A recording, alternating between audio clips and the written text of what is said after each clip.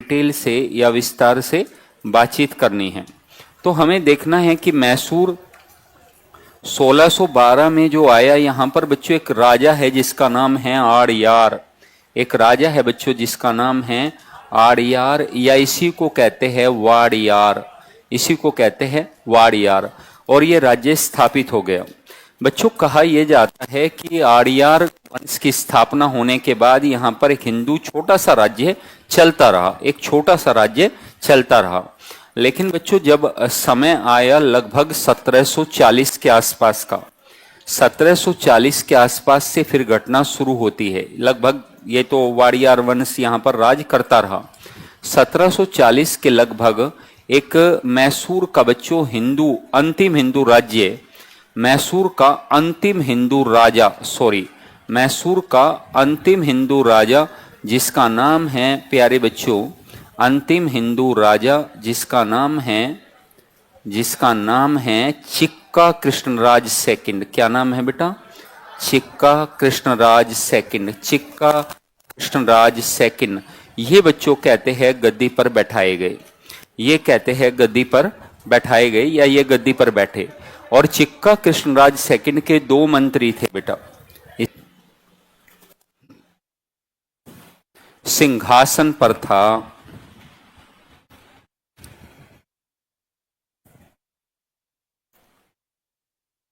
इनके शासनकाल में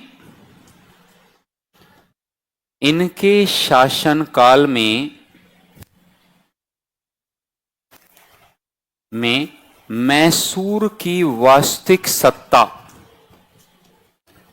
मैसूर की वास्तविक शक्ति,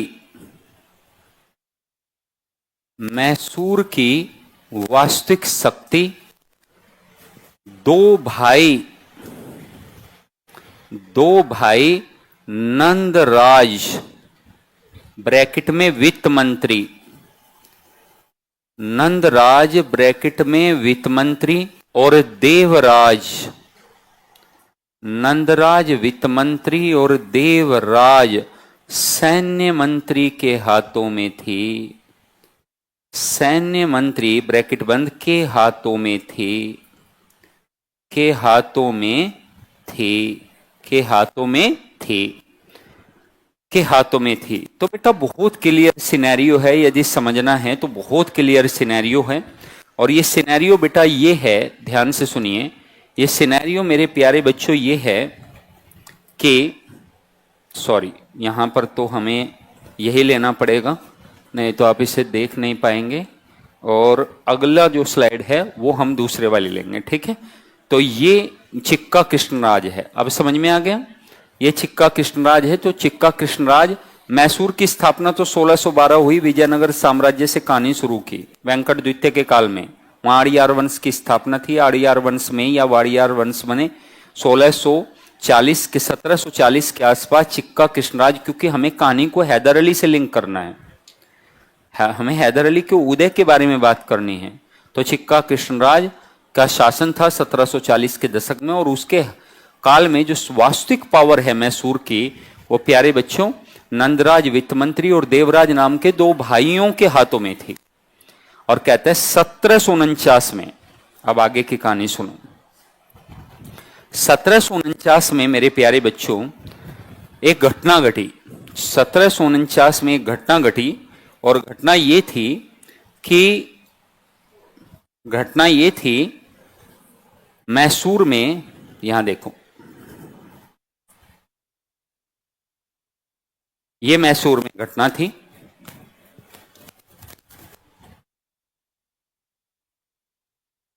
(1749) में इसी नंदराज के शासनकाल में, 1749 में इसी नंदराज के शासनकाल में हैदर अली को एक सैन्य कर्मचारी के रूप में अपना राजनीतिक जीवन या अपना सैन्य कैरियर शुरू करने का मौका मिला।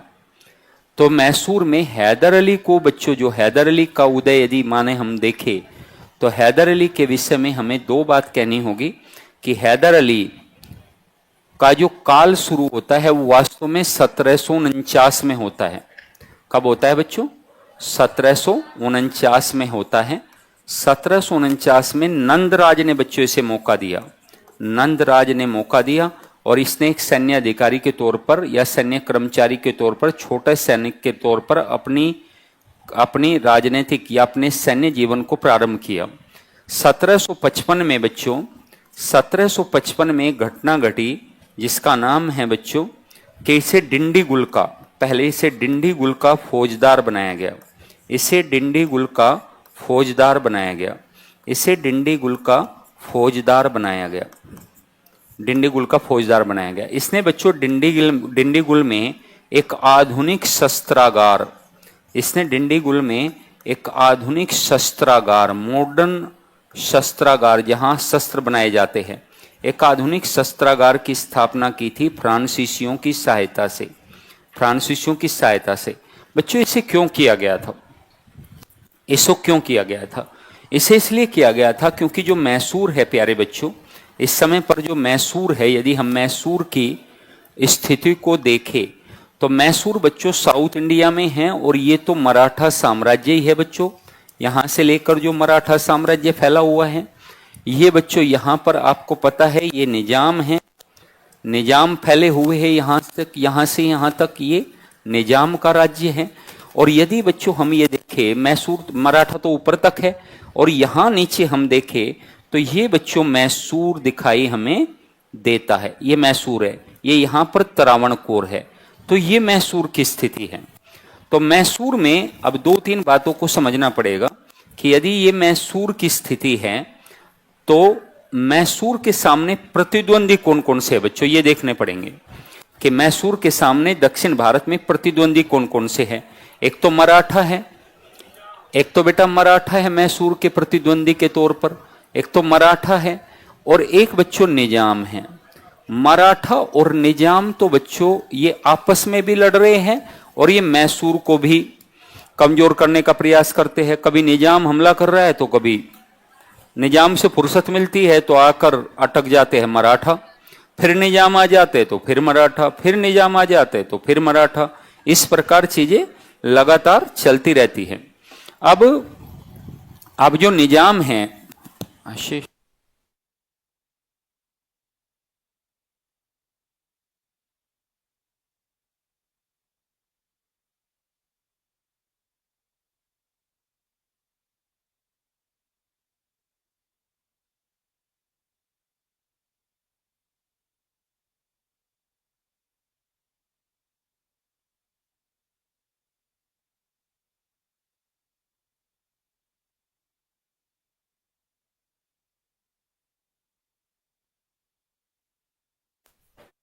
तो मराठा हो गया और बच्चों निजाम हो गया यहां पे।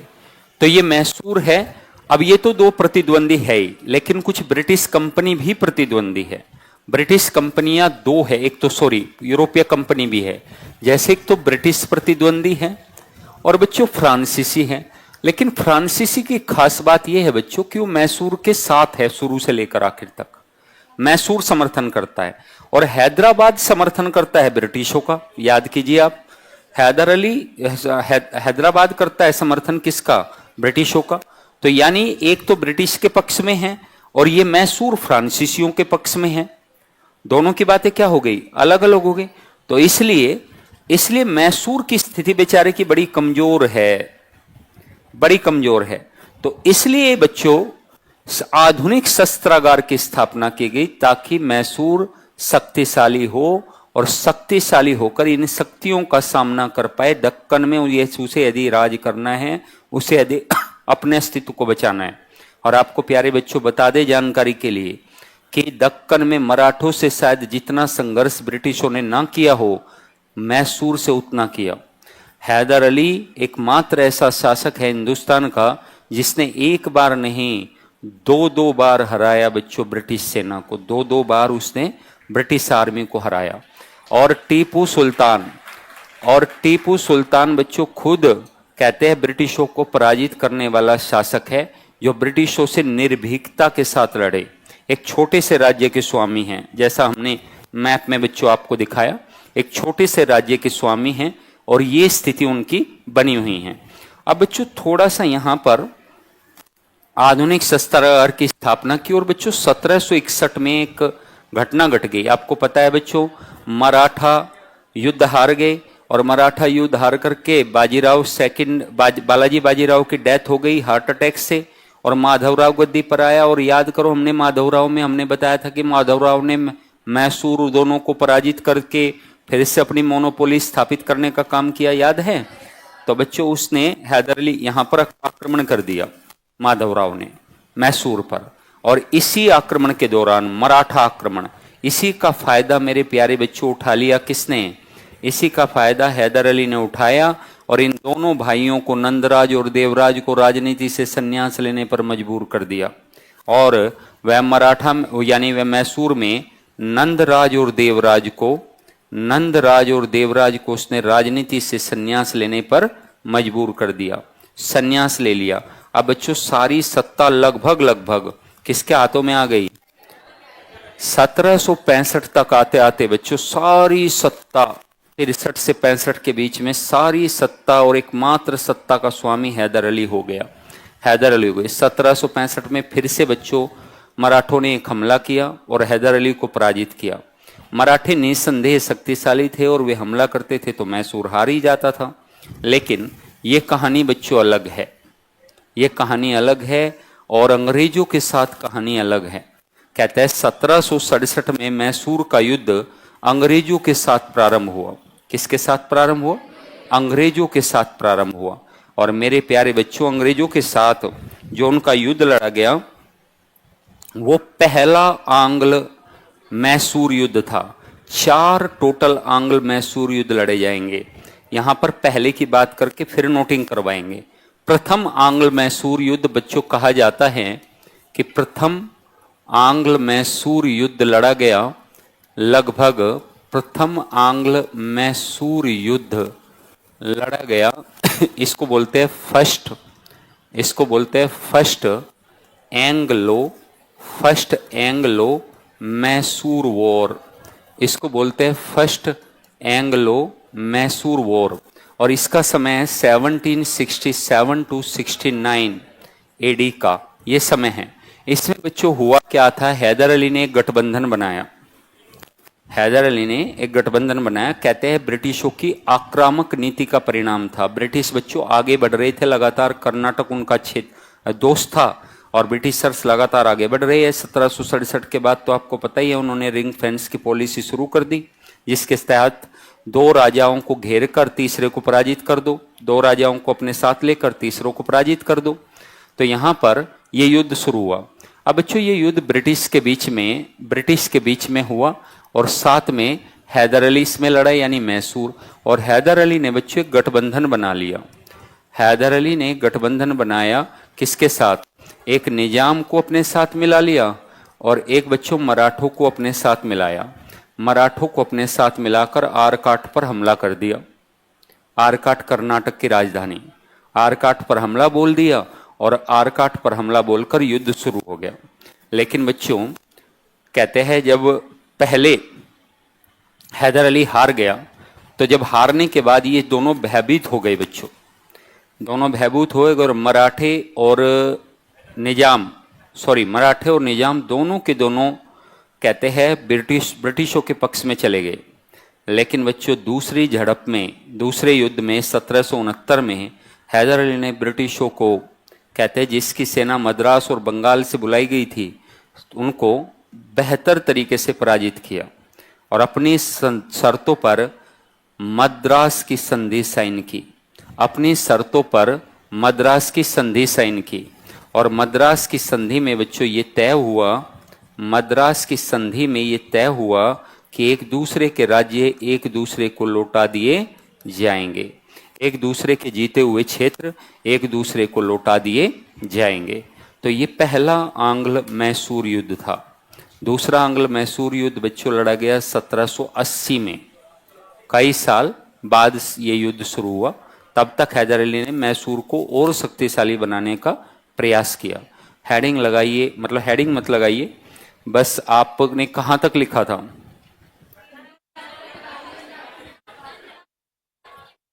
देर के हाथों में थी तो लिखो हैदर अली का उदय। हेडिंग लगाइए, हैदर अली का उदय, हैदर अली का उदय। सभी ऑनलाइन वाले बच्चे कैसे हैं? और आज तुम थोड़े कम कम से दिखाई दे रहे हो। बारिश का फायदा, बारिश यहाँ हो रही है और तुम इधर से तुम गायब हो। कहाँ हो तुम? सब उपस्थित हो जाओ। लिखो बेटा, हैदर अली का उदय। लिखिए। मैसूर के वित्त मंत्री नंदराज के काल में या नंदराज के संरक्षण में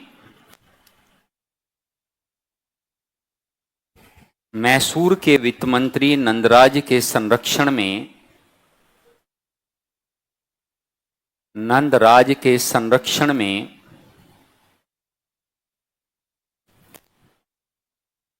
नंदराज के संरक्षण में हैदर अली को एक सैनिक के रूप में अपना कैरियर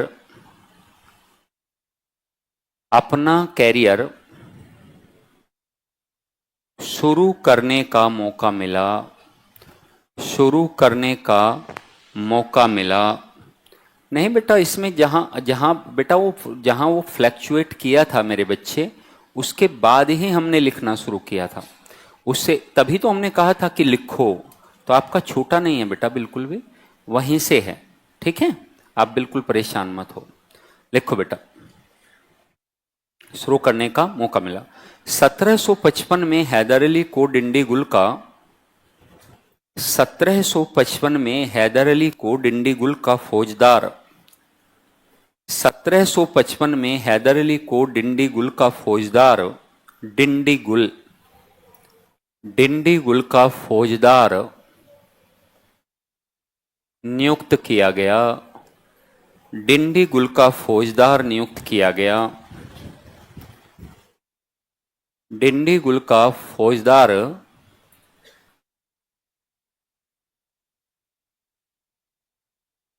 नियुक्त किया गया। हैदर अली ने फ्रांसीसियों की मदद से डिंडीगुल में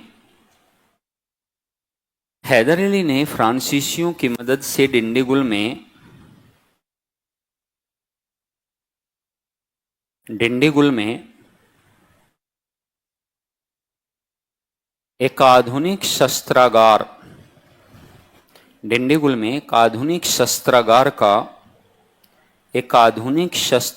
का निर्माण करवाया था।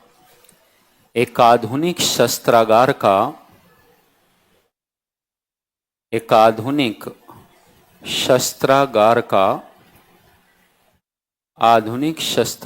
का निर्माण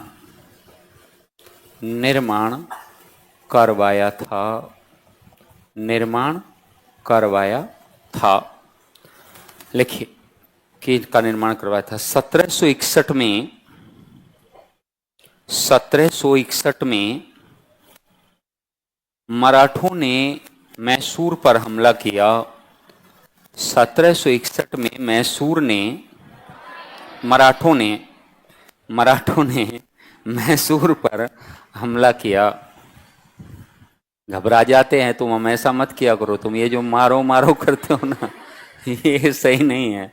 हमला किया और हैदर अली ने इसमें महत्वपूर्ण भूमिका निभाते हुए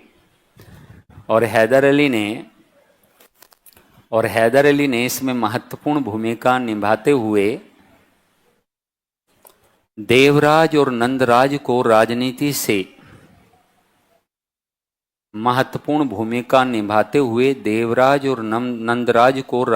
से संन्यास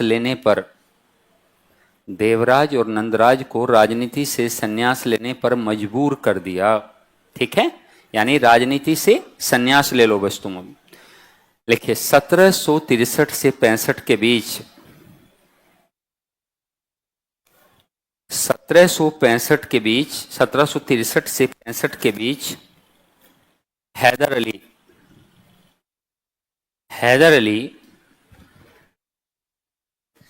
मैसूर का वास्तविक शासक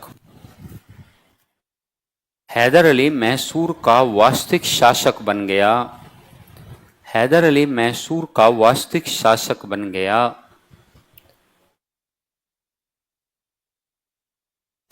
पैराग्राफ चेंज करेंगे। उल्लेखनीय है कि उल्लेखनीय है कि उल्लेखनीय है कि इस समय दक्कन में तीन प्रमुख शक्तियां थी।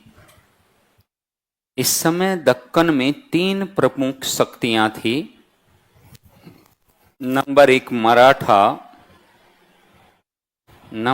मराठा, दक्कन में तीन प्रमुख शक्तियां थी। नंबर एक मराठा, नंबर दो निजाम और नंबर तीन मैसूर। नंबर तीन मैसूर। और इनके आपसी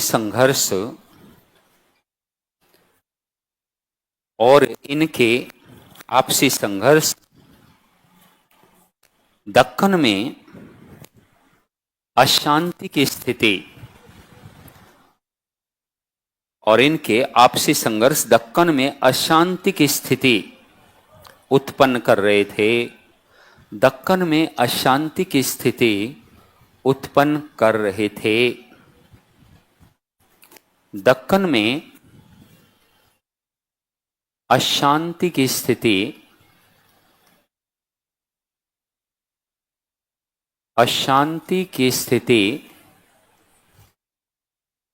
उत्पन्न कर रहे थे। बच्चों, तो ये माहौल है कि अशांति की स्थिति बनी हुई है, आपस में लड़ रहे हैं। लिखिए, 1765 के पश्चात ब्रिटिशों ने भी 1765 के पश्चात ब्रिटिशों ने भी 1765 के पश्चात ब्रिटिशों ने भी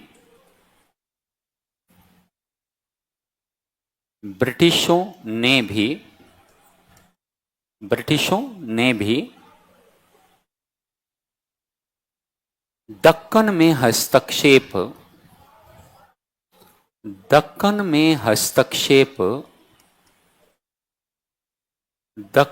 हस्तक्षेप प्रारंभ कर दिया। दक्कन में हस्तक्षेप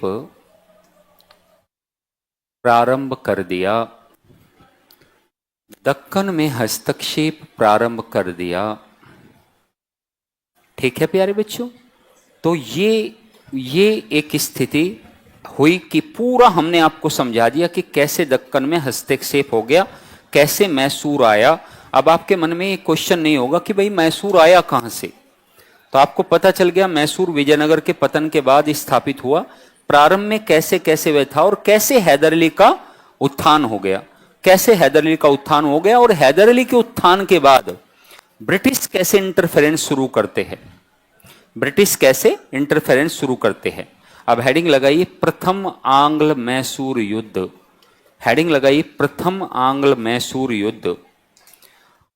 अब यहां पर बच्चों जो प्रथम आंग्ल मैसूर युद्ध है, इसके बारे में थोड़ी सी बातें आपको बताते हैं कि प्रथम आंग्ल मैसूर युद्ध की जो स्थिति है वो कैसी है।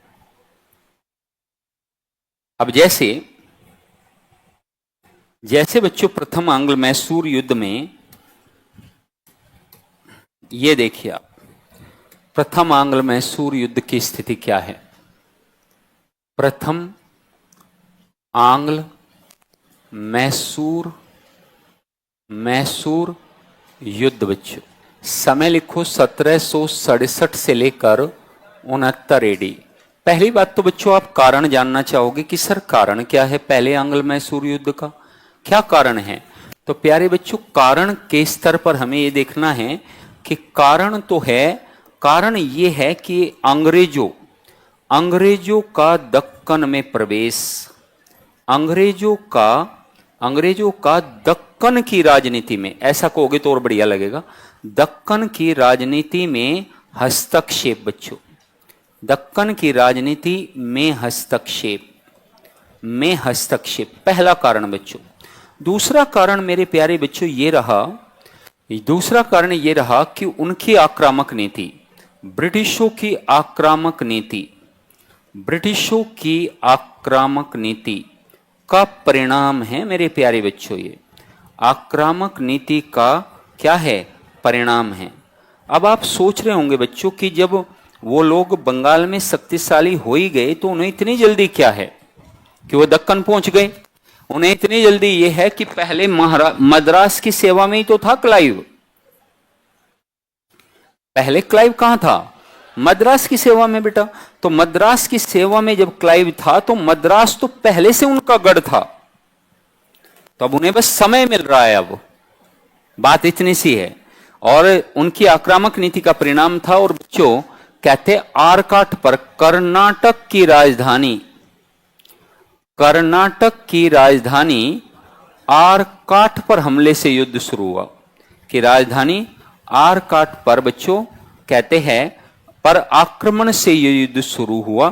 और हैदराबाद ने, सॉरी मैसूर ने, यानी हैदर अली ने बच्चों एक गठबंधन बनाया। हैदर अली का गठबंधन, हैदर अली का गठबंधन, जिसमें मेरे प्यारे बच्चों कौन कौन थे, मराठा और मैसूर थे, मराठा और मैसूर थे। कहते बच्चों पहली झड़प में हैदर अली हार गया, हैदर अली की हार हुई। और बच्चों ये दोनों उसका साथ छोड़कर निकल लिए पतली गली से। हैदर अली की हार, हैदर अली की हार के बाद ये दोनों चले गए, लेकिन हैदर अली ने वापस हुंकार भरी और 1769 में ब्रिटिश सेना को, मद्रास से आई हुई ब्रिटिश सेना को पराजित कर दिया। और यह युद्ध ब्रिटिश सेना को क्या कर दिया बच्चों, ब्रिटिश सेना को पराजित कर दिया और यह युद्ध अपने नाम कर लिया। और यह युद्ध एक संधि से समाप्त हुआ बच्चों, जिसे कहते हैं मद्रास की संधि। क्या कहते हैं, मद्रास की संधि। तो हैदर अली ने बता दिया कि मैसूर छोटा भले ही हो, लेकिन आपके लिए काफी है। यदि धोखा नहीं हुआ तो कम से कम मैसूर आपसे हारने वाला नहीं है। यह हैदर अली की इच्छा शक्ति का परिणाम था कि उन्होंने ब्रिटिश को हराया। देखिए पहला point, Vensi start, Vensi start थे इस समय ब्रिटिश गवर्नर जनरल, ठीक है। लिखो वेंसी स्टार्ट या वेरे लास्ट, याद आ जाएगा, अभी बता देंगे। लिखो लिखो बेटा लिखो।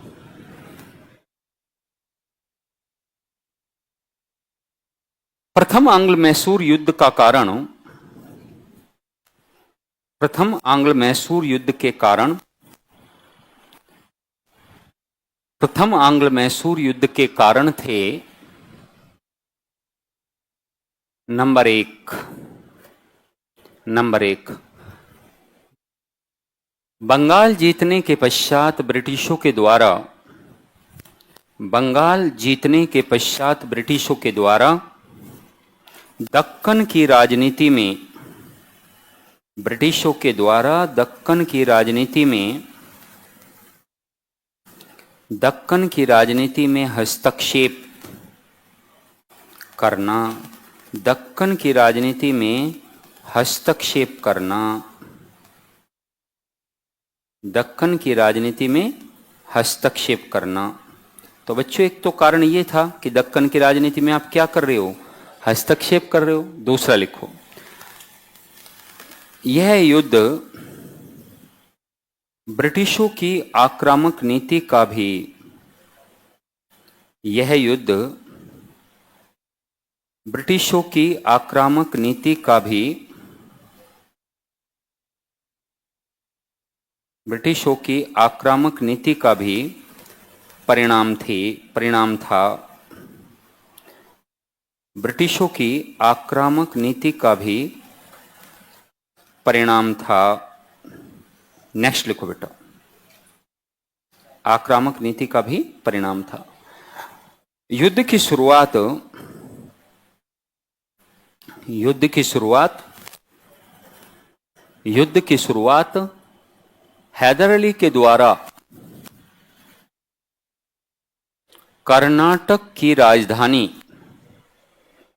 हैदर अली के द्वारा कर्नाटक की राजधानी आरकाट पर हमले से हुई, आरकाट पर हमले से हुई। इस युद्ध में हैदर अली ने मराठों निजाम के साथ गठबंधन बनाया था। इस युद्ध में हैदर अली ने मराठों निजाम के साथ गठबंधन बनाया था, परंतु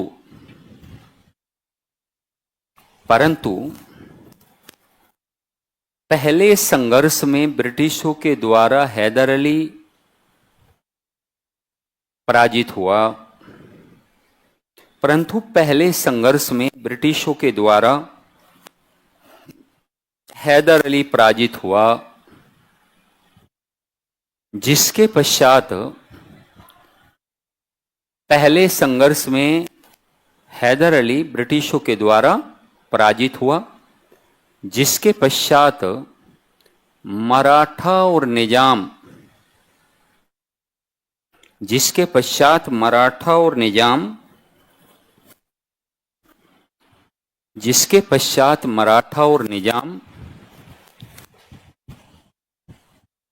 हैदर अली का साथ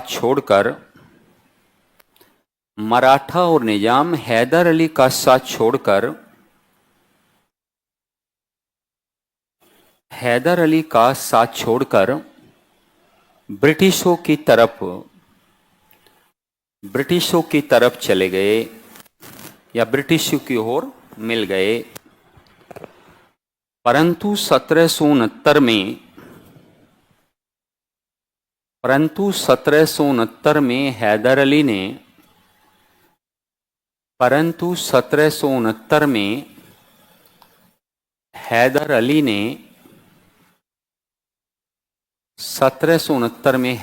ने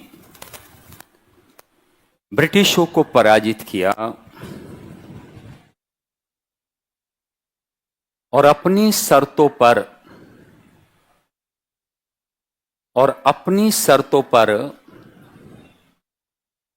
मद्रास की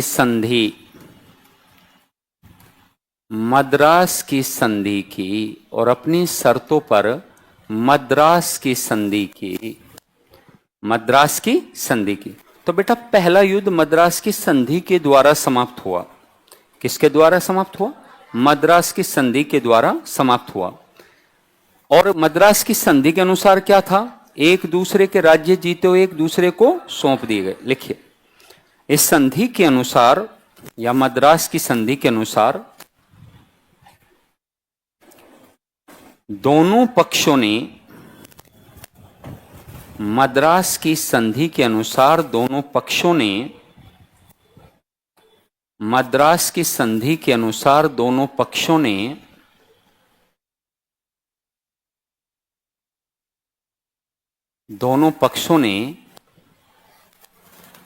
एक दूसरे के विजित क्षेत्र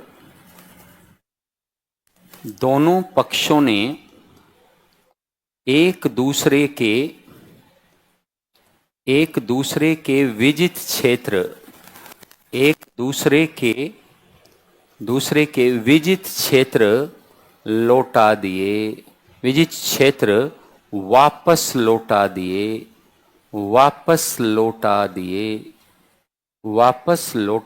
दिए। ये मेरे प्यारे बच्चों पहली मद्रास की संधि का क्या है? पहली मद्रास की संधि का रिजल्ट है। इस समय बच्चों लिखो, इस समय बंगाल के ब्रिटिश गवर्नर इस समय ब्रिटिश गवर्नर वेरे लास्ट थे बेटा। ब्रिटिश गवर्नर वेंसी स्टार्ट नहीं, वेरे लास्ट थे। कौन थे बेटा? वेरे लास्ट थे। इस समय ब्रिटिश गवर्नर वेरे लास्ट थे। इस समय ब्रिटिश गवर्नर वेरे लास्ट थे। कौन थे बेटा? वेरे लास्ट थे। इनका समय बच्चों 1767 से लेकर 69। आपको सारे गवर्नर जनरल हम प्रोवाइड कराएंगे, है ना। सारी चीज उनकी महत्वपूर्ण बातों की जानकारी भी हम आपको दे देंगे, लेकिन वेरे लास्ट जो है गवर्नर जनरल थे। तो ऐसे बच्चों पहला युद्ध खत्म हो गया। अब बच्चों हैदर अली ने इस बीच में 1769 से लेकर 80 के बीच में हैदर अली ने मैसूर को शक्तिशाली बनाने का काम किया। उसे अवसर भी मिल गया लगभग 10-11 साल का। उसने व्यापारिक दृष्टिकोण से, उन्नति यानी विकास के दृष्टिकोण से, आर्मी को शक्तिशाली बनाने के दृष्टिकोण से मैसूर को शक्तिशाली बनाने का काम किया। और जब दूसरा अंग्ल मैसूर युद्ध 1780 में शुरू हुआ, कब शुरू हुआ? 1780 में। 1780 में बच्चों ब्रिटिशों ने इसलिए शुरू किया क्योंकि 1775 में आपको याद है प्रथम आंग्ल मराठा युद्ध लड़ा गया था और इस समय तक निजाम की स्थिति भी कमजोर हो गई थी। तो अब ब्रिटिशों ने सोचा कि अब दोनों को साथ मिलाकर चलेंगे तो काम बन जाएगा। लेकिन निजाम और मराठे एक बार फिर से हैदर अली के साथ हो लिए। फिर यही हुआ, फिर से निजाम और मराठे हैदर अली के साथ हो लिए और दूसरा आंग्ल मैसूर युद्ध 1780 से 84 के बीच लड़ा गया। कहते हैं फिर हैदर अली ने ब्रिटिशों की सेना को पराजित किया और ये फिर दोनों भाग गए।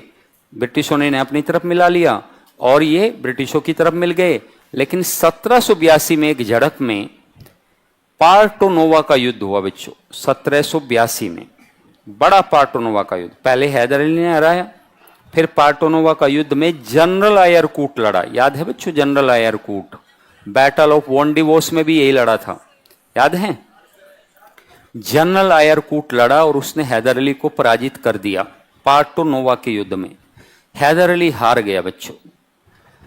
और जब हैदर अली हारा तो कहते हैं युद्ध का भार, हैदर अली घायल हो गया और उसकी मृत्यु हो गई और युद्ध का भार टीपू के कंधों पर आ गया।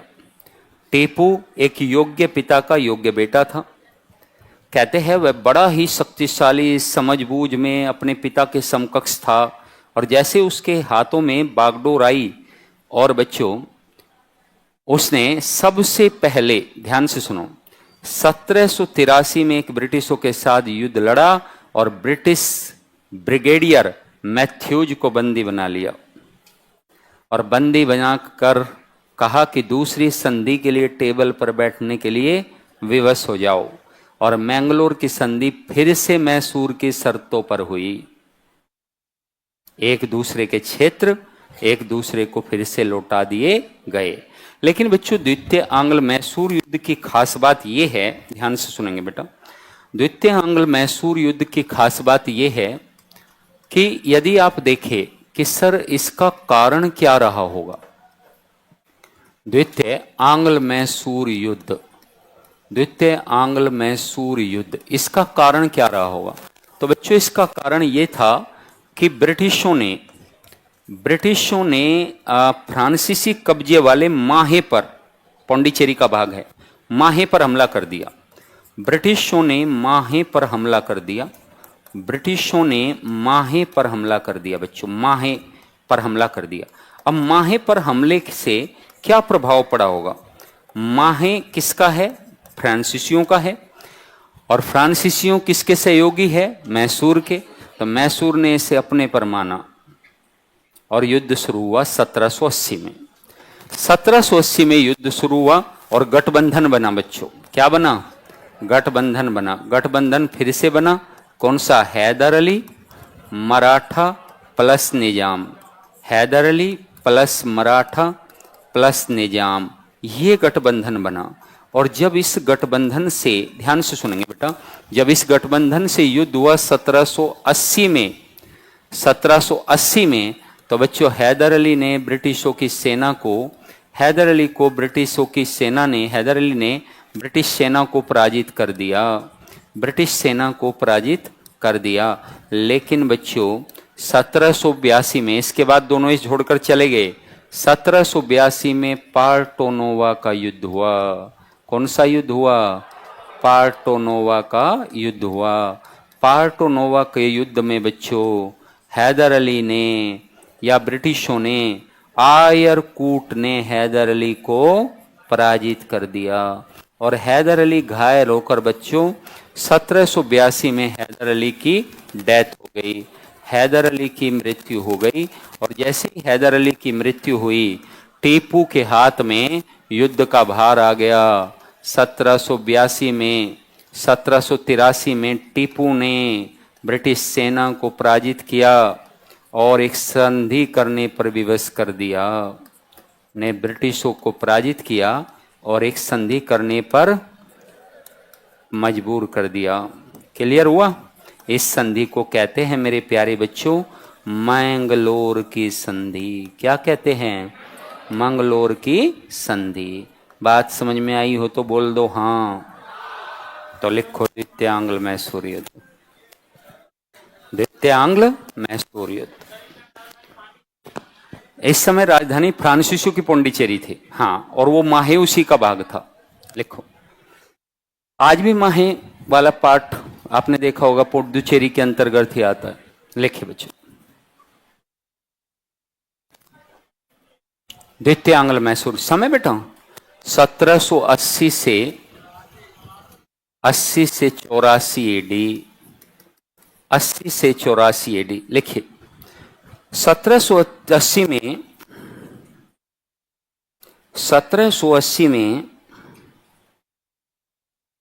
1780 में द्वितीय आंग्ल मैसूर युद्ध की शुरुआत 1780 में द्वितीय आंग्ल मैसूर युद्ध की शुरुआत हुई। 1780 में द्वितीय आंग्ल मैसूर युद्ध की शुरुआत हुई।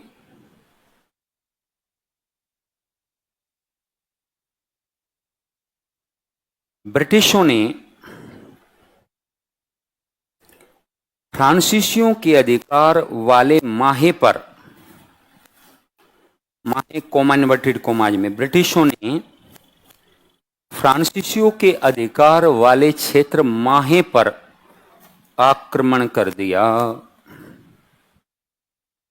आक्रमण कर दिया, आक्रमण कर दिया। ब्रिटिशों ने फ्रांसीसी अधिकार वाले क्षेत्र माहे पर आक्रमण कर दिया। परिणाम स्वरूप, एज ए रिजल्ट, परिणाम स्वरूप, परिणाम स्वरूप द्वितीय आंग्ल मैसूर युद्ध, परिणाम स्वरूप द्वितीय आंग्ल मैसूर युद्ध प्रारंभ हुआ। द्वितीय आंग्ल मैसूर युद्ध प्रारंभ हुआ।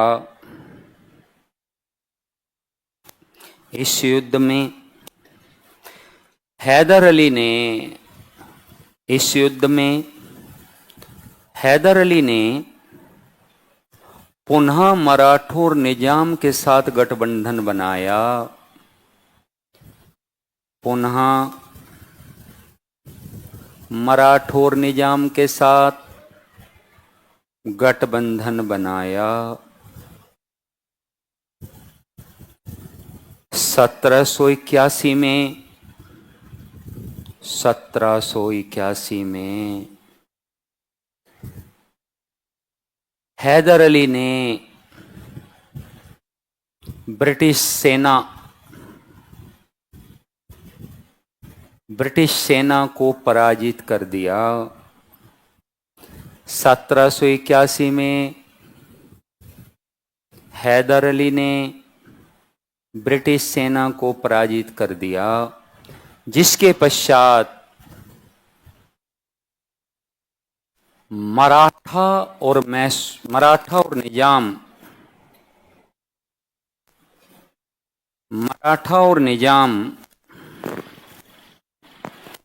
ब्रिटिशों ने लालच देकर, मराठा और निजाम ब्रिटिशों ने लालच देकर अपने पक्ष में कर लिए।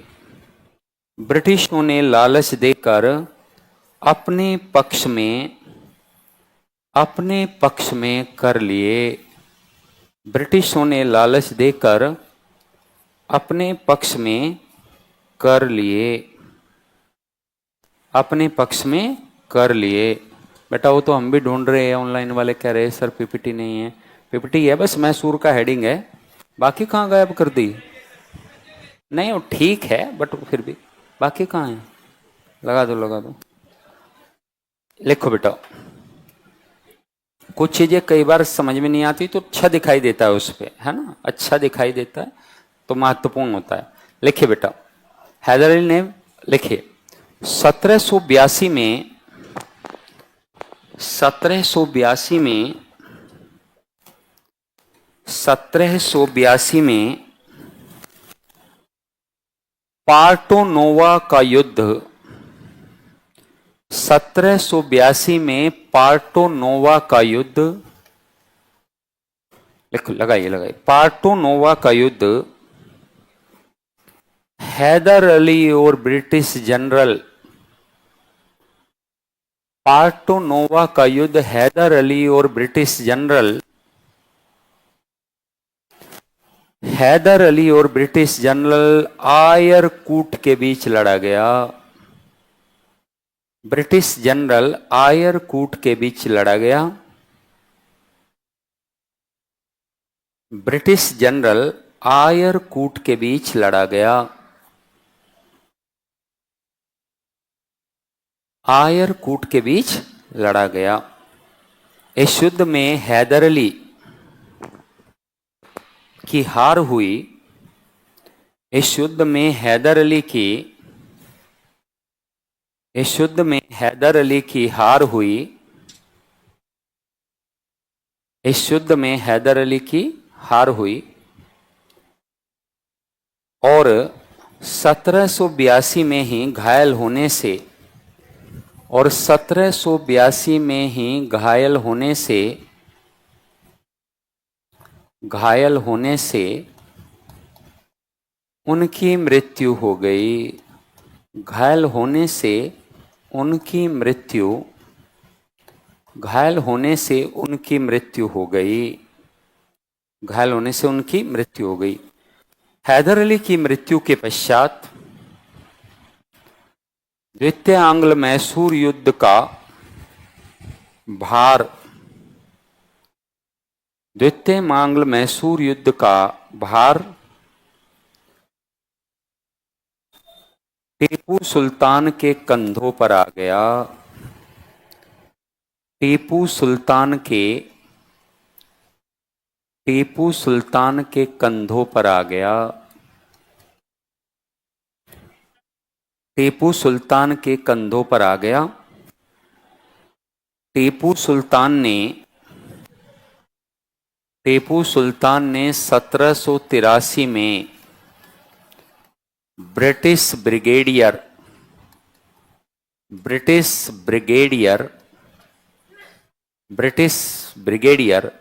मैथ्यूज को बंदी बनाकर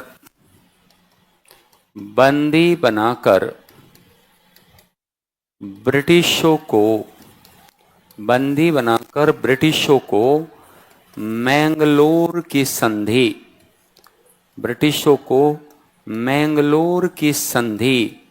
के लिए विवश कर दिया। मैंगलोर की संधि के लिए विवश कर दिया। तो बच्चों, टीपू सुल्तान ने तो आते ही बता दिया कि अब तक तो तुम्हारे सामने हैदर अली थे और अब उनका बेटा टीपू है। तो मैसूर के खिलाफ कोई भी एक्टिविटीज करोगे तो तुम्हारी सेहत के लिए हानिकारक होगा। लेकिन बच्चों, 1784 के बाद at that time British governor general was Warren Hastings, और इसके पश्चात कहते हैं ब्रिटिशों में हिम्मत नहीं हुई कि वो मैसूर की तरफ आंख उठाकर देखे। और 1784 से 90-91 तक 6 साल के दौर में टीपू ने मैसूर को बहुत शक्तिशाली बना दिया। टीपू का लगाव फ्रांसीसियों से बहुत अधिक था। टीपू ने न केवल सैन्य व्यवस्था को आधुनिक तौर पर प्रशिक्षित किया, बल्कि उसने नौसेना को भी बढ़ावा देने का काम किया और नौसेना को अत्यधिक शक्तिशाली बना दिया।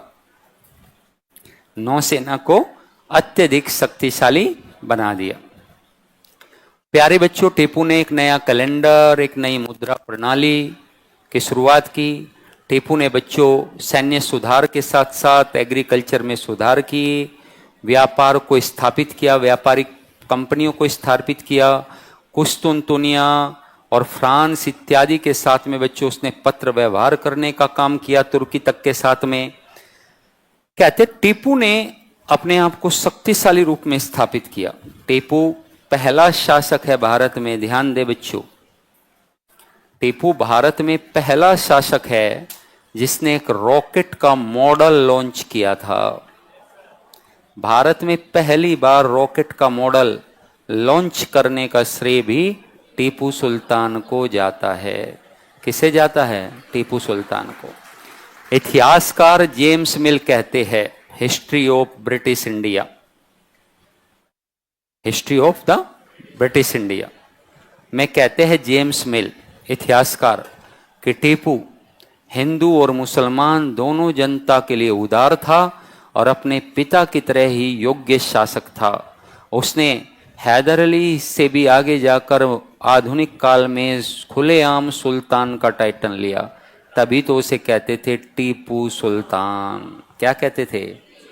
हेडिंग लगाओ टीपू सुल्तान। पहले एक पॉइंट लिखो फिर लगाना।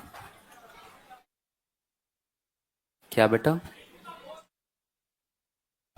टीपू का फोटो दिखा दे? अभी दिखा देंगे। तुम जो जो तुमको हो जो पसंद वही बात कहेंगे। तुम दिन को अगर रात कहो रात कहेंगे। लिखो लिखो, अभी तुम्हें टीपू का फोटो दिखाएंगे। रामलाल कहाँ है? रामलाल कभी बिल्ली बनता है तो कभी गधा। लिखो अगला पॉइंट। मैंगलोर की संधि के अनुसार, ये तो लिखना पड़ेगा ना बेटा, मैंगलोर की संधि में क्या हुआ? फुल प्रूफ होगी आपकी नोट्स कॉपी, है ना, सब कुछ उसमें से, और सारी कहानी समझ में आ जाए चीजों को पढ़ते ही, ठीक है। और शॉर्ट नोट्स यहां और अभी आपके लिए तैयार भी हो रहे हैं बहुत सारे, ठीक है। आपको सब मिलेगा शॉर्ट नोट्स के तौर पे। सारे भय, सारे संशय, सारी समस्याओं को दिमाग से निकाल कर फेंक दो। हिस्ट्री बहुत शानदार होगा और 35 में से 30-32 प्रश्न करके आओगे, ठीक है। लिखो लिखो, मैंगलोर की संधि के अनुसार, मैंगलोर की संधि के अनुसार एक बार पुनः, मैंगलोर की संधि के अनुसार एक बार पुनः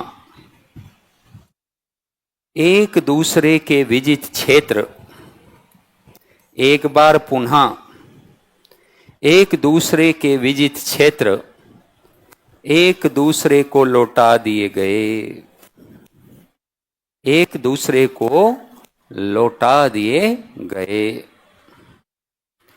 इस समय ब्रिटिश गवर्नर जनरल, इस समय ब्रिटिश गवर्नर जनरल, इस समय British governor general Warren Hastings थे। इस समय ब्रिटिश गवर्नर जनरल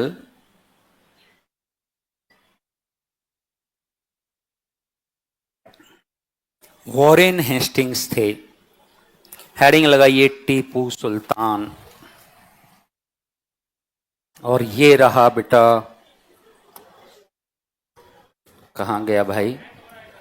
कोई बात नहीं, आ जाएगा। जाएगा कहाँ? ये लो, यहां देखो तुम, टीपू मिल गया।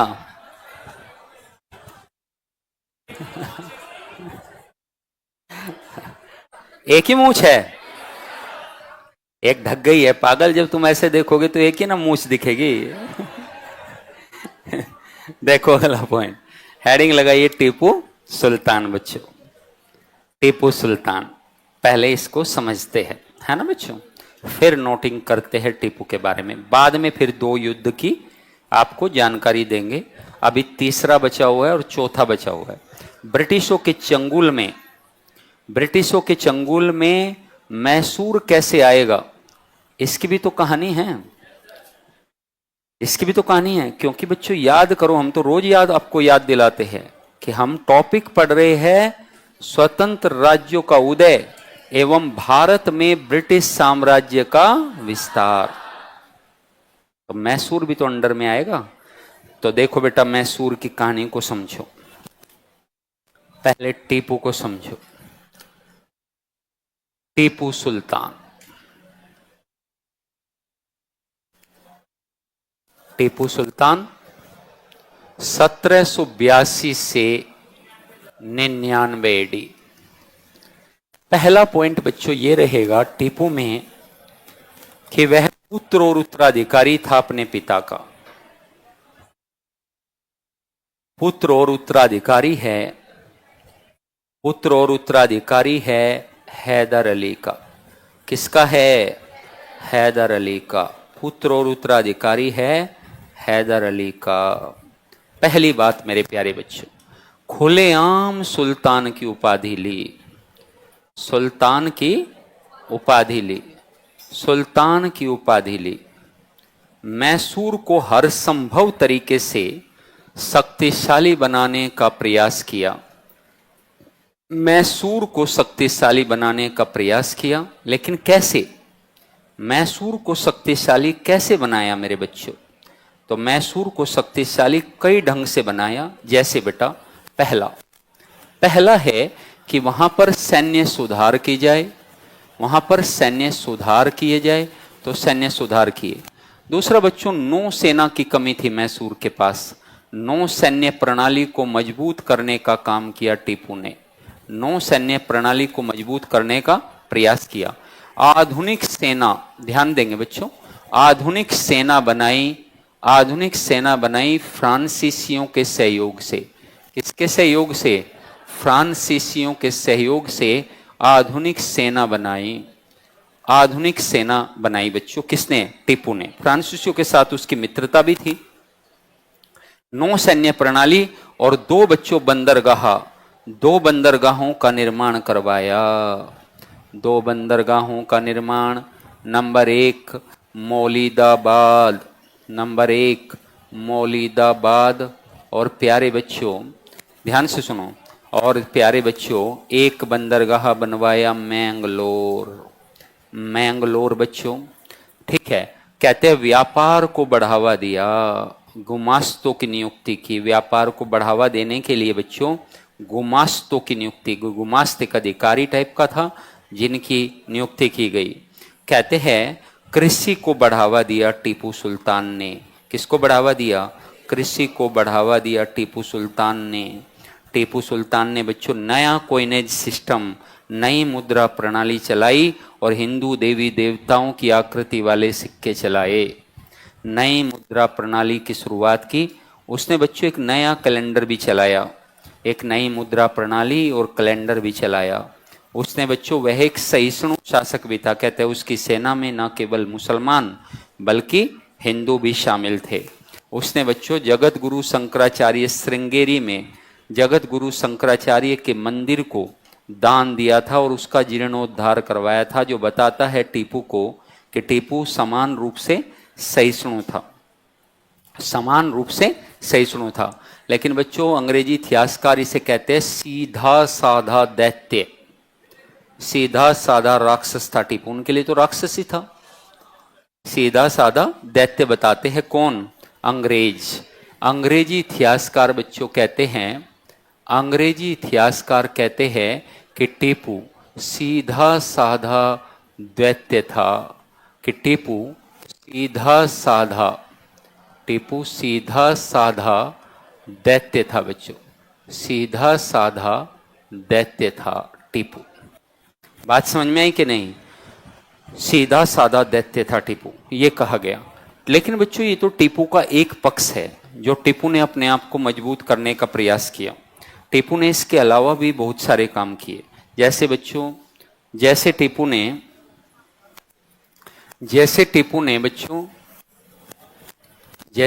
ने सैन्य सुधार, आर्थिक सुधार, व्यापारिक सुधार ये सब तो किए ही, बंदरगाह बनवाए, नौसैन्य का विकास किया। फ्रांसीसियों के साथ बच्चों इनके संबंध बहुत अच्छे थे। फ्रांसीसियों के साथ मित्रता अच्छी थी, के साथ मित्रता। और बच्चों टीपू जो है, टीपू कहते हैं फ्रांसीसी क्रांति से बहुत प्रभावित था। टीपू फ्रांसीसी क्रांति से बहुत प्रभावित था। फ्रांसीसी क्रांति बच्चों आपको पता है 1789 में हुई थी। आपको याद ही होगा कि 1789 में फ्रांसीसी क्रांति हुई थी। फ्रांसीसी क्रांति से प्रभावित था और फ्रांसीसी क्रांति के समय जैकोबिन क्लब्स की स्थापना की गई थी। तो टीपू ने बच्चों भारत में भी फ्रांस की तर्ज पर जैकोबिन क्लब की स्थापना करवाई थी। बच्चों टीपू की राजधानी श्रीरंगपट्टनम थी। टीपू की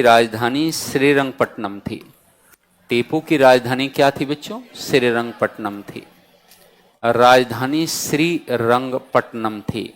श्रीरंगपट्टनम में, ध्यान से सुनेंगे बेटा, श्रीरंगपट्टनम में टीपू ने कहते हैं एक स्वतंत्रता का वृक्ष भी रोपा था, जो फ्रांसीसियों और मैसूर की मित्रता का प्रतीक था। इसे बोलते थे स्वतंत्रता का वृक्ष, ट्री ऑफ लिबर्टी, यानी स्वतंत्रता का वृक्ष रोपा था टीपू ने। कहां पर बच्चों? कहां पर? श्रीरंगपट्टनम में। और ध्यान से सुनिए बेटा कि स्वतंत्रता का वृक्ष प्रतीक था। प्रतीक किस की मित्रता का? प्रतीक फ्रांस, मैसूर और फ्रांस की मित्रता का, मैसूर और फ्रांस की मित्रता का प्रतीक था। कि मित्रता का क्या था? प्रतीक था। बेटा बात करने की इजाजत नहीं दी थी। रॉकेट का एक मॉडल लॉन्च किया था टीपू ने। रॉकेट का मॉडल लॉन्च किया था टीपू ने बच्चों। रॉकेट का मॉडल लॉन्च किया था पहली बार किसने? टीपू सुल्तान ने पहली बार लॉन्च किया था। और प्यारे बच्चों, आपको बता दें कि 1790-91 में टीपू सुल्तान पर यह आरोप लगाया गया, क्योंकि टीपू ने त्रावणकोर, जो नीचे की साइड में दिखाया था हमने राज्य, कि केरल के भाग पर आपने हमला किया है और त्रावणकोर हमारा राज्य है समर्थित, तो अब आपके साथ युद्ध होगा। लेकिन बच्चों इस समय भारत में एक गवर्नर जनरल आ चुका था जिसका नाम था लॉर्ड कॉर्नवालिस। क्या नाम था? 4 गवर्नर जनरल बच्चों भारत में ब्रिटिश साम्राज्य के संस्थापक रहे थे, पहले भी आपको बताया है, जिसमें से एक रॉबर्ट क्लाइव, जिसमें से एक वॉरेन हेस्टिंग्स और एक मेरे प्यारे बच्चों कौन थे? कॉर्नवालिस और एक वेलेजली थे। और मैसूर के साथ तो सभी का पाला पड़ा लगभग क्लाइव को छोड़कर। वॉरेन हेस्टिंग्स, कॉर्नवालिस और वेलेजली चौथे किस टाइम पर आएगा? मैसूर कहते हैं इतना ज्यादा उनके लिए बच्चों एक शक्तिशाली राज्य बन गया था कि उनके लिए इतना ज्यादा कठिन था मैसूर को जीतना कि वास्तव में वो योजना बनाया करते थे रात दिन कि मैसूर को कैसे कब्जे में ले। और कॉर्नवालिस ने बच्चों एक घोषणा की। कॉर्नवालिस ने कहा कि हम एक गठबंधन बनाएंगे। क्या बनाएंगे बच्चों? एक गठबंधन बनाएंगे, ब्रिटिश गठबंधन बनाएंगे। और इस ब्रिटिश गठबंधन किस किस के साथ बनेगा? तो ब्रिटिश गठबंधन में शामिल होंगे तीन समूह शामिल होंगे, 3 दल शामिल होंगे। एक होंगे मराठा, एक होंगे निजाम, ये तो पहले भी हमारे पास आ चुके भाग कर, और ये हमारे कब्जे में भी है निजाम और मराठा और प्यारे बच्चों और ब्रिटिश, हम तीनों मिलकर लड़ेंगे। और कॉर्नवालिस ने इनसे कहा बच्चों कि यदि मैसूर को हमने जीत लिया, ध्यान से सुनो बच्चों, यदि मैसूर को हमने जीत लिया तो मैसूर को 1/3 में पार्ट में बांटकर सब में 3/3 भाग बांट देंगे। 3/3 तुम्हें दे देंगे, 3/3 तुम्हें दे देंगे। ये था बच्चों खुश करने के लिए पकड़ा देना कि एक भाई तुम भी ये लो, आप तुम्हारे लिए एक सी गुफा है ये कि भाई तुम जो है ये मान लोगे कि तुम्हें 3/3 भाग, बाद में तो तुम्हारा भी नंबर आएगा, है कि नहीं? कद्दू कटेगा तो सब में बटेगा, तो बाद में तो तुम्हारा भी नंबर आएगा ना, क्योंकि हमें तो पूर्ण रूप से साम्राज्य विस्तार करना है कि नहीं? तो इसलिए मराठा और निजाम को अपने साथ मिलाकर गठबंधन बनाया और बच्चों तृतीय आंग्ल मैसूर युद्ध की घोषणा कर दी। किसकी घोषणा कर दी? लिखो पहले टीपू के बारे में, फिर तृतीय आंग्ल मैसूर युद्ध समझाते हैं।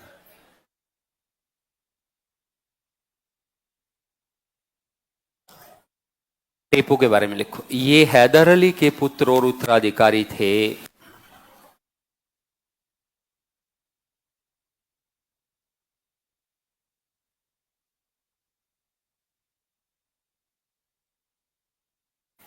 ये हैदर अली के पुत्र और उत्तराधिकारी थे। इतिहासकार जेम्स मिल ने इतिहासकार जेम्स मिल ने जेम्स मिल इतिहासकार जेम्स मिल ने टीपू को इतिहासकार जेम्स मिल ने अपनी पुस्तक हिस्ट्री ऑफ ब्रिटिश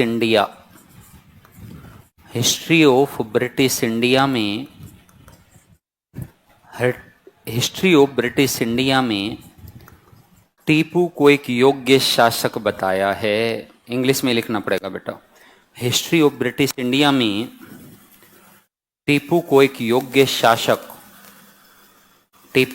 योग्य शासक बताया है।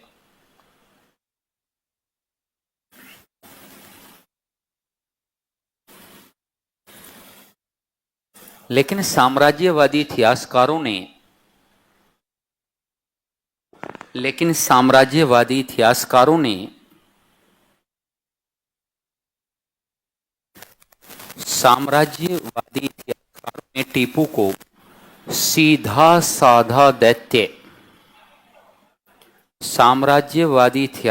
ने टीपू को सीधा साधा दैत्य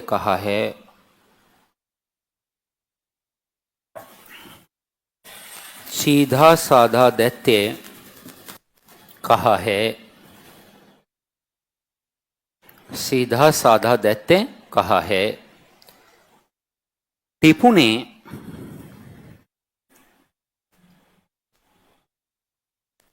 सुल्तान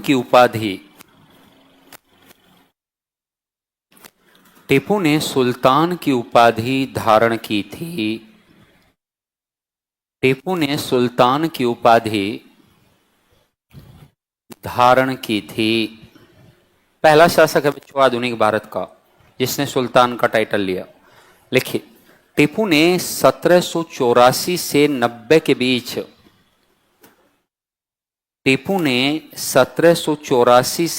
के मध्य मैसूर को अत्यधिक शक्तिशाली बना दिया।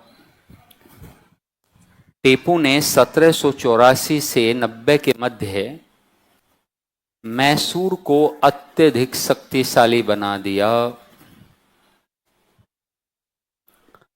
टीपू ने शक्तिशाली बना दिया। हाइफन देके आगे करके पॉइंट बना के लिखते जाओ। टीपू ने फ्रांसीसियों की मदद से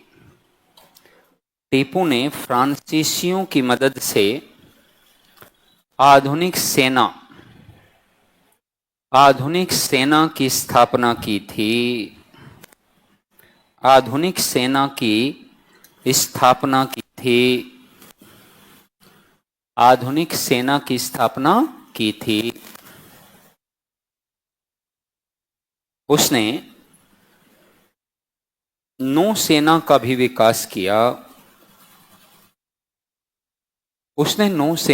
विकास किया और दो नए बंदरगाहों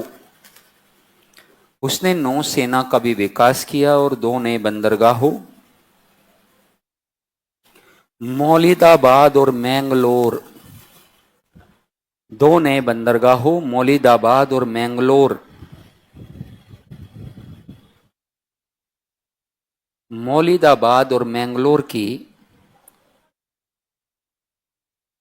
मैंगलोर की स्थापना करवाई। मैंगलोर को स्थापित करवाया।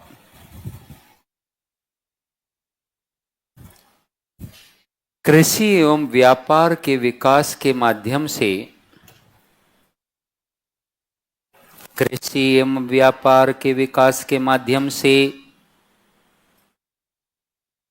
टीपू सुल्तान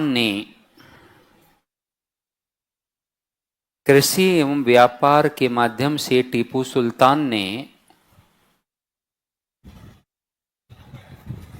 टीपू सुल्तान ने आर्थिक रूप से भी मैसूर को संपन्न बना दिया। आर्थिक रूप से भी मैसूर को संपन्न बना दिया। संपन्न बना दिया। संपन्न बना दिया। लिखिए, टीपू ने नई मुद्रा प्रणाली टीपू ने नई मुद्रा प्रणाली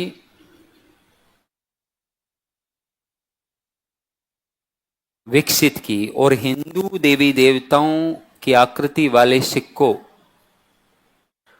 टीपू ने नई मुद्रा प्रणाली विकसित की और हिंदू देवी देवताओं की आकृति वाले सिक्कों का प्रचलन करवाया। हिंदू देवी देवताओं की आकृति वाली सिक्कों का प्रचलन करवाया। टीपू ने एक नया कैलेंडर या एक नए पंचांग की भी शुरुआत की थी। टीपू ने एक नए पंचांग, यानी 1782 में जब वह गद्दी पर बैठा उसी समय टीपू ने 1782 में एक नए पंचांग या कैलेंडर की भी शुरुआत की थी। टीपू ने, नेक्स्ट पॉइंट, इसने या इन्होंने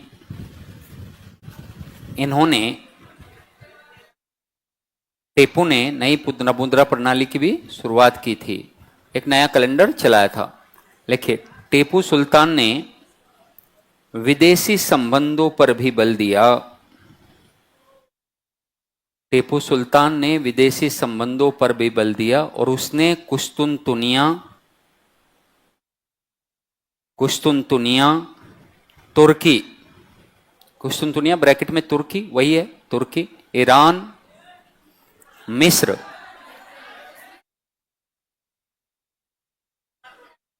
उन्होंने कुछ विदेशी संबंधों पर भी बल दिया। उन्होंने कुस्तुनतुनिया, ईरान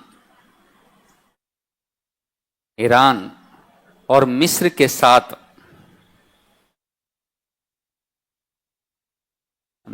साथ पत्र व्यवहार किए और अपने दूत भेजे। पत्र व्यवहार किए। बच्चों, आप देख रहे हैं कि टीपू सभी क्षेत्रों में सुधार के काम करने पर अग्रसर है, सब तरीके से। एक शासक में और क्या चाहिए आपको? अबे ये भी तो देखो कि कितना छोटा सा राज्य है, उसके पास बच्चों जो संसाधन होंगे वो भी लिमिटेड होंगे कि नहीं होंगे? अरे यस और नो, संसाधन लिमिटेड होंगे कि नहीं होंगे? और जब संसाधन लिमिटेड होंगे तो उन्हीं संसाधनों पर उसे गुजर बसर करनी पड़ेगी और अपनी उन्नति भी करनी पड़ेगी। तो टीपू ने ये किया। टीपू, व्यापार अच्छा था मैसूर का, इसलिए टीपू को राहत मिली। तो प्यारे बच्चों, नई मुद्रा प्रणाली की शुरुआत की नई, और बच्चों इन्होंने कहते हैं सहिष्णु शासक है, मंदिरों को भी दान दिया। लिखिए, टीपू सुल्तान धार्मिक रूप से टीपू सुल्तान धार्मिक रूप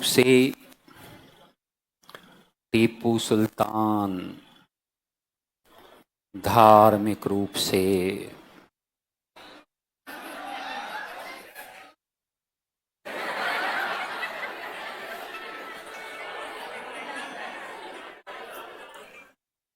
अभी बताते हैं तुम्हें, रुको।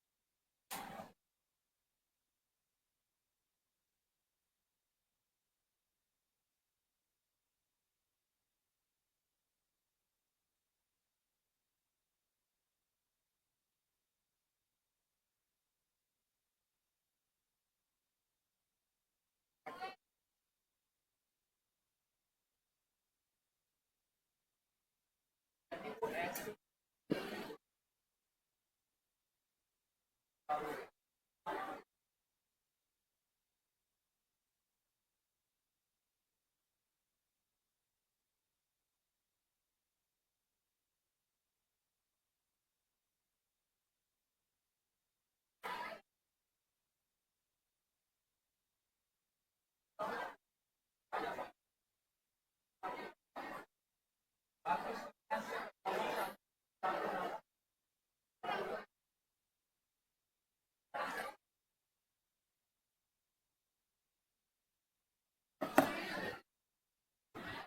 भाई रामलाल, कहाँ हो तुम? तो टीपू धार्मिक रूप से कैसा शासक था? सहिष्णु शासक था। उसने उसने धार्मिक रूप से सहिष्णु शासक था, लिख लिया? नहीं लिखा? टीपू सुल्तान, लिखो लिखो, टीपू सुल्तान धार्मिक रूप से, टीपू सुल्तान धार्मिक रूप से एक सहिष्णु शासक थे। धार्मिक रूप से एक सहिष्णु शासक थे और इन्होंने श्रृंगेरी श्रृंगेरी के मंदिर श्रृंगेरी के मंदिर की मरम्मत, मंदिर की मरम्मत के लिए अनुदान, दान या अनुदान दिया था। मरम्मत के लिए अनुदान किया था। टीपू भारत का पहला शासक है, दान दिया था, मंदिर की मरम्मत के लिए दान दिया था, दान दिया था। क्या दिया था बच्चों? लिखो अगला पॉइंट, अगला पॉइंट लिखो। अब बच्चों टीपू भारत का पहला शासक है बच्चों जिसने एक रॉकेट का मॉडल लॉन्च किया था, याद है? तो लिखिए टीपू सुल्तान भारत के प्रथम शासक है या प्रथम शासक थे जिन्होंने एक रॉकेट का मॉडल, जिन्होंने एक रॉकेट का मॉडल लॉन्च किया था, रॉकेट का मॉडल लॉन्च किया था। बच्चों उस समय रॉकेट की बात भारत में सोची भी नहीं जा सकती थी और पहली बार इन्होंने रॉकेट का मॉडल लॉन्च कर दिया। लिखिए बेटा, एक और पॉइंट लिखिए। टीपू सुल्तान फ्रांसीसी क्रांति से, टीपू सुल्तान फ्रांसीसी क्रांति से, हाँ ये आवाज ठीक है, टीपू सुल्तान फ्रांसीसी क्रांति से अत्यधिक प्रभावित थे। टीपू सुल्तान फ्रांसीसी क्रांति से अत्यधिक प्रभावित थे, अत्यधिक प्रभावित थे। उन्होंने फ्रांसीसी क्रांति की तर्ज पर ही मैसूर में भी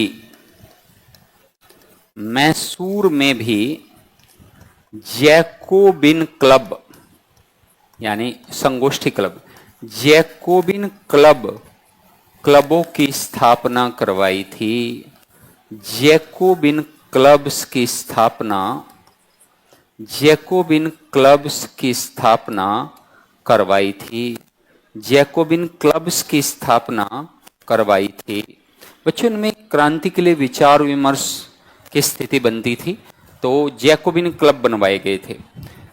लिखिए, टीपू ने अपनी राजधानी श्रीरंगपट्टनम में, टीपू ने अपनी राजधानी श्रीरंगपट्टनम में, टीपू ने अपनी राजधानी श्रीरंगपट्टनम में, अपनी राजधानी कहां बेटा? श्रीरंगपट्टनम में एक स्वतंत्रता का वृक्ष, श्रीरंगपट्टनम में एक स्वतंत्रता का वृक्ष रोपा था। एक स्वतंत्रता का वृक्ष, स्वतंत्रता का वृक्ष रोपा था। ट्री ऑफ लिबर्टी, स्वतंत्रता का वृक्ष रोपा था जो जो जो मैसूर और फ्रांसीसियों की मित्रता, जो मैसूर और फ्रांसीसियों की मित्रता, फ्रांसीसियों की मित्रता कि मित्रता का प्रतीक था, कि मित्रता का प्रतीक था, कि मित्रता का क्या था बेटा, प्रतीक था। तो ये सारे काम बच्चों किसके हैं, ये सारे काम टीपू के हैं। चाहे वो नई मुद्रा प्रणाली हो, चाहे बच्चों नई मुद्रा प्रणाली के अलावा चाहे वह नया पंचाग हो, आधुनिक नौसेना हो, 2 बंदरगाह हो, त्रावणकोर, ब्रिटिशों का मित्र, 1790 में युद्ध बच्चों शुरू हो गया, नई मुद्रा प्रणाली, आधुनिक 2 बंदरगाह, ये सब समझाई दिया। और इस समय ब्रिटिश गवर्नर जनरल कौन है, लॉर्ड कॉर्नवालिस। लॉर्ड कॉर्नवालिस ने क्या बनाया, गठबंधन, क्या बनाया, एक गठबंधन बनाया। ठीक है बच्चों, लिखिए, ये सारा कंप्लीट आपके पास है अभी बच्चों। ठीक है, पूरा आपके पास। वैसे भी जैकोबिन क्लब, रॉकेट का मॉडल, फ्रांसीसी दोस्ती में वृक्ष रोपा, ट्री ऑफ लिबर्टी, टीपू का मकबरा भी श्रीरंगपट्टनम में ही है। लेकिन मकबरे की बात करने से पहले हम लोग बात करेंगे किसकी, तृतीय आंग्ल मैसूर युद्ध के।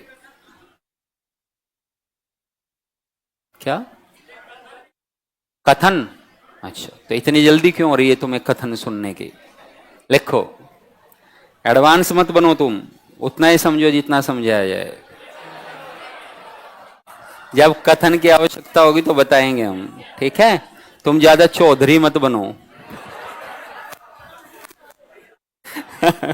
लिखो लिखो बेटा।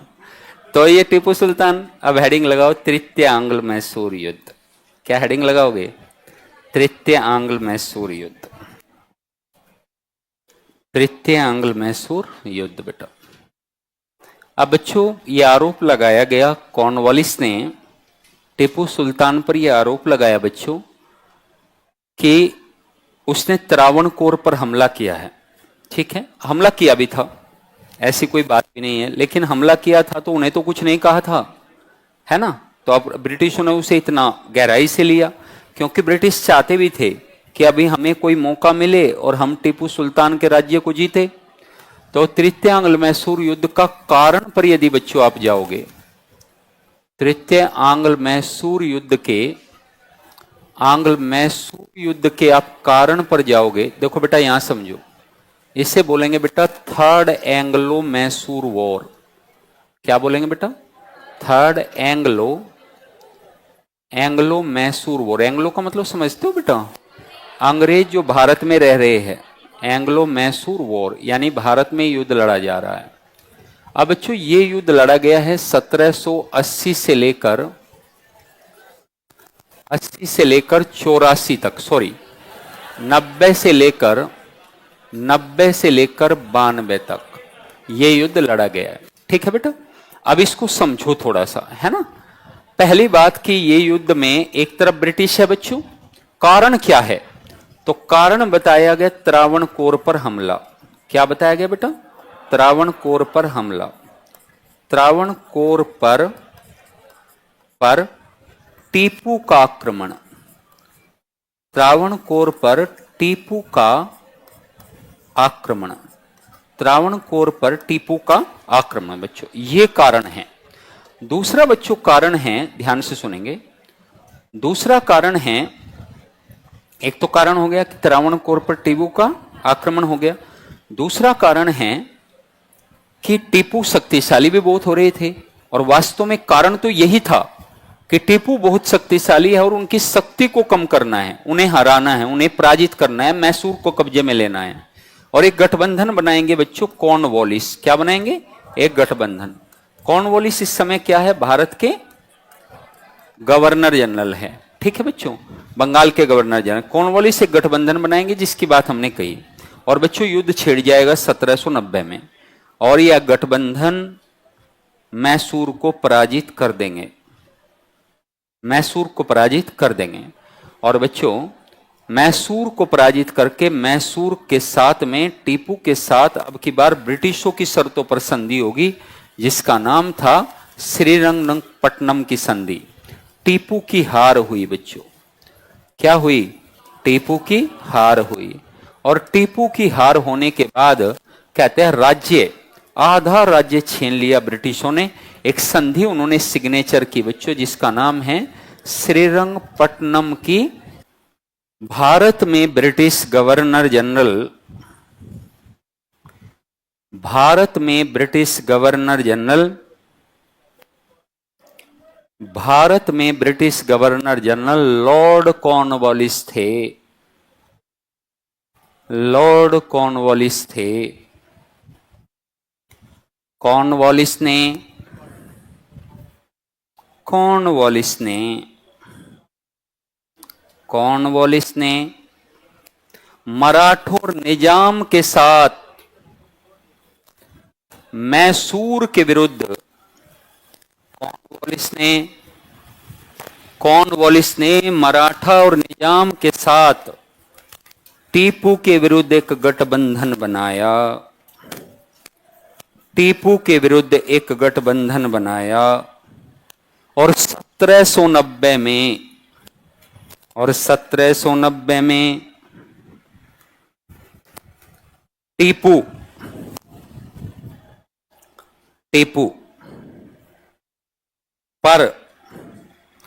पर यह आरोप लगाया गया कि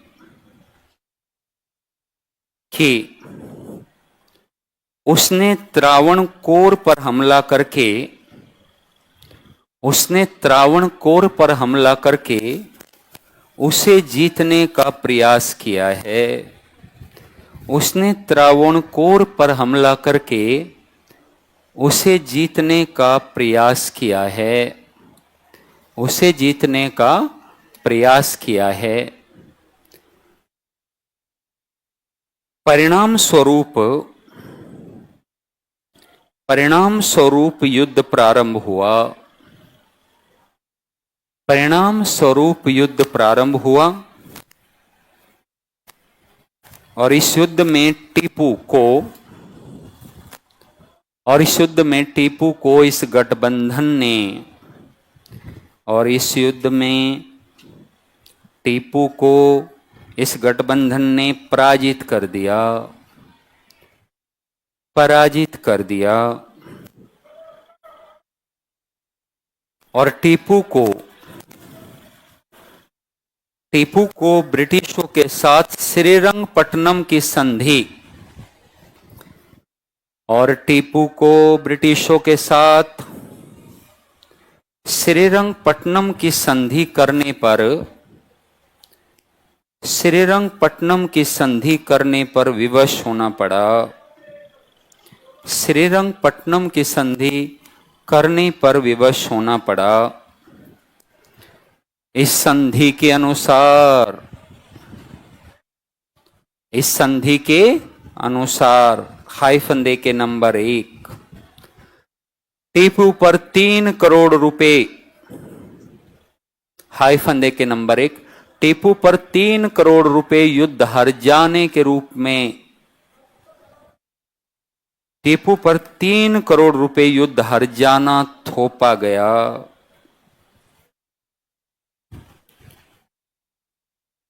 और टीपू का आधा राज्य, और टीपू का आधा राज्य ब्रिटिश साम्राज्य में मिला लिया गया। और टीपू का आधा राज्य ब्रिटिश साम्राज्य में मिला लिया गया। टीपू का आधा राज्य ब्रिटिश साम्राज्य में मिला लिया गया। टीपू के 2 बेटों को तब तक गिरफ्त में रखा गया, टीपू के 2 बेटों को तब तक गिरफ्त में रखा गया जब तक कि उसने 3 करोड़ नहीं चुका दिए। जब तक कि उसने 3 करोड़ नहीं चुका दिए। इस युद्ध के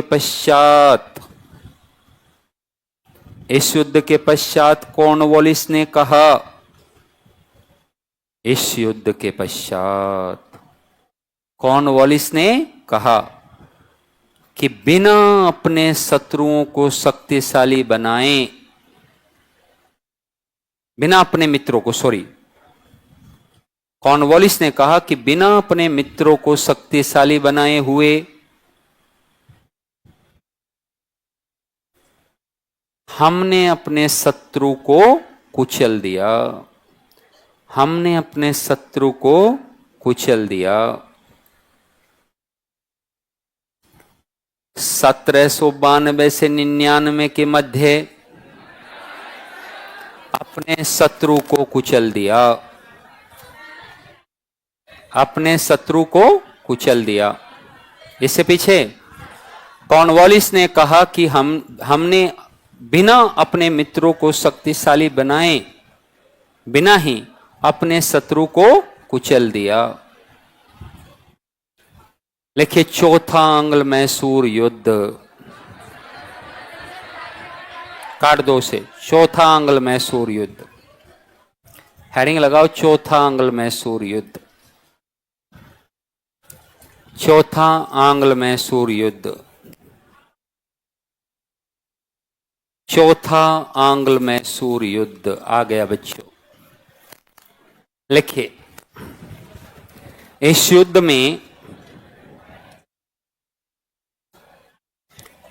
में ऐसे बनाएंगे अब की बार। चौथा आंग्ल मैसूर युद्ध का समय लिखो 1799। 1799 मेरे बच्चों, 1799। लिखिए इस समय भारत के ब्रिटिश गवर्नर जनरल, इस युद्ध में नहीं, इस समय, काट लो कोई बात नहीं, तुमसे किडनी क्यों, किडनी थोड़े ना मांग रहे हैं। एक शब्द को काटने की तरफ ऐसे देखते हैं खूंखार नजरों से, किडनी थोड़े ना मांग रहे। एक वर्ड काट दो। क्या बोला, फिर से कभी उल्टा बोल दे। इस समय भारत में British governor general Lord Wellesley थे।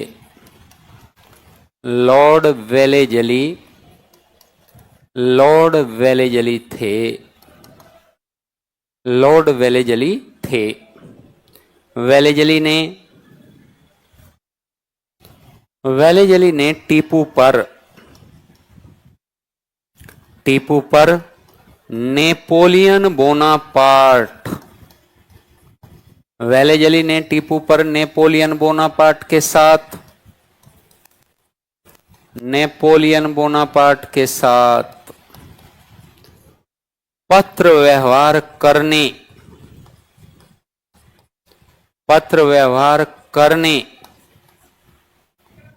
का आरोप लगाया।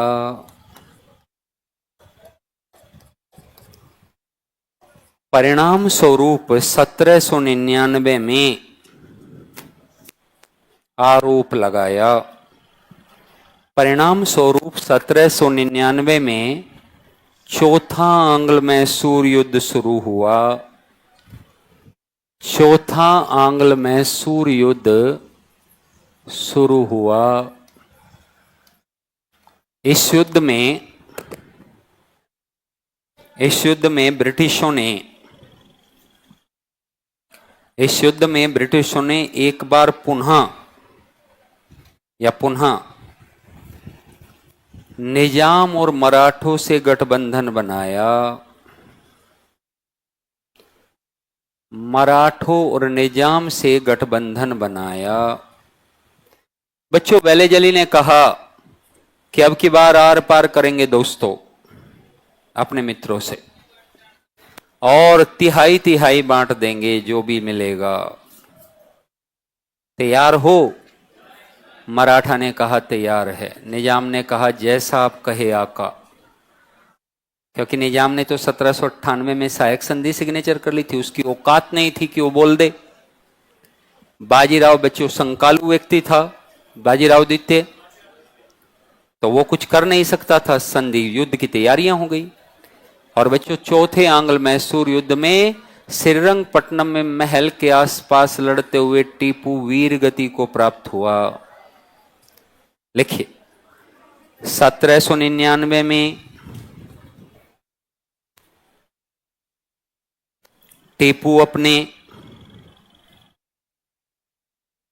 टीपू श्रीरंगपट्टनम में टीपू श्रीरंगपट्टनम में अपने महल के पास लड़ता हुआ वीर गति को प्राप्त हो गया। वीर गति को प्राप्त हुआ। वीर गति को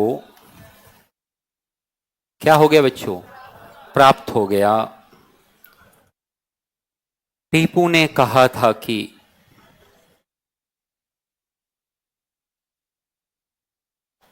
टीपू ने कहा था कि टीपू ने कहा था कि 100 साल गीदड़ की तरह जीने से बेहतर है 100 साल गीदड़ की तरह जीने से बेहतर है शेर की तरह एक दिन जिया जाए। शेर की तरह एक दिन दिया जाए।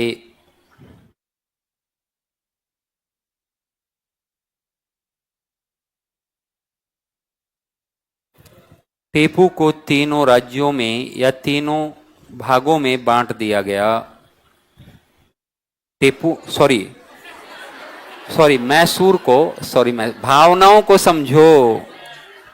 लिखो शब्दों में क्या रखा है? भावना। किसको समझो? किसको समझो? अब ये मत पूछना भावना कौन है। लिखो मैसूर को 3 भागों में बांट दिया गया और एक छोटे से भाग पर लिखो और एक छोटे से भाग पर पुनः आड़ियार वंश, फिर वही आ गया, पुनः आड़ियार वंश स्थापित किया गया। आड़ियार वंश स्थापित किया गया, जिसने बैठते ही बच्चों सैक संधि पर सिग्नेचर कर दिए।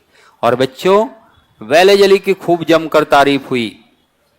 वेलेजली को आयरलैंड की पार्लियामेंट में, ब्रिटिश पार्लियामेंट में मार्क्सविक का टाइटल दिया, जो क्लाइव को भी मिला था। लिखे वेलेजली को, ये लिख लिया, स्थापित किया गया। लिखिए वेलेजली को